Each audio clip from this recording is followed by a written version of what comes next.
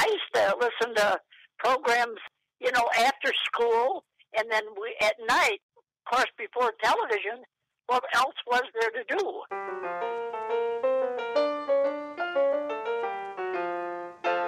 My mom and I always used to fight over the radio when we were in the car, and we still kind of do. That's kind of always what I think about when I listen to the radio. When I was a kid, my dad and I had an egg route on Saturdays, and Saturdays at 1 o'clock in the afternoon, the Metropolitan Opera came on. And so while we'd be delivering eggs, I'd be listening to opera. When I was younger, I would always try and answer the trivia question that was on the country station in the mornings before school. And one time I did win, so I was able to hear myself. My brother, who for much of his childhood, from about the time he was 9 till about 14, spent Sunday afternoons in the car, and he was listening to Yankees baseball. That was probably the only way we got entertained. You listened to the radio or just did family things. I used to listen to the radio a lot when I was at home when I was younger, but now it's just mainly if I get bored in the car and I don't have my iPod to plug in. Nowadays, I still listen to music on it, but it's also, I listen to a lot of National Public Radio, talk radio. I used to listen to radio a lot more when I was younger, but then as I grew older and CDs became more popular, I transitioned to CDs because it gave me a better selection, and I knew exactly what I wanted to listen to, so I could choose that with CDs. Oh, yes. There's a lot more programs on, and they're very diversified.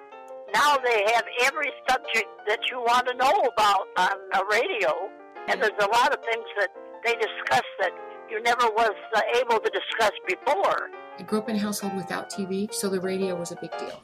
They can introduce you to new music that you maybe don't listen to very often if you keep switching through radio stations and listening to different ones, and they can also introduce you to news and facts that you may not get if you don't read the newspaper or watch the news on TV. I think the radio has become a lot more talk-centered rather than music-centered because people don't usually listen to the radio much anymore for music because of like computers and iTunes and all that stuff. So I think a lot more of the things that you hear on the radio is just people talking because they like to hear themselves talk. People thought that the TV was going to take its place, but it didn't. It's still here and it's alive and healthy.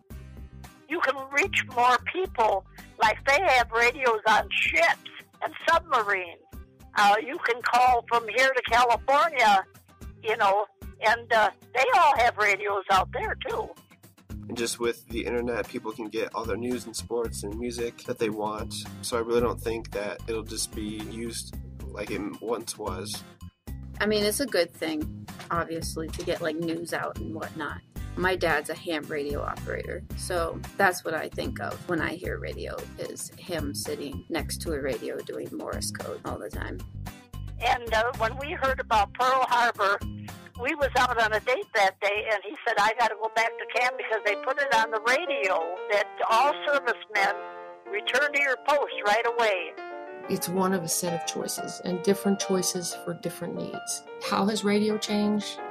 I don't know that it has all that much. I think they're going to be around for forever and ever.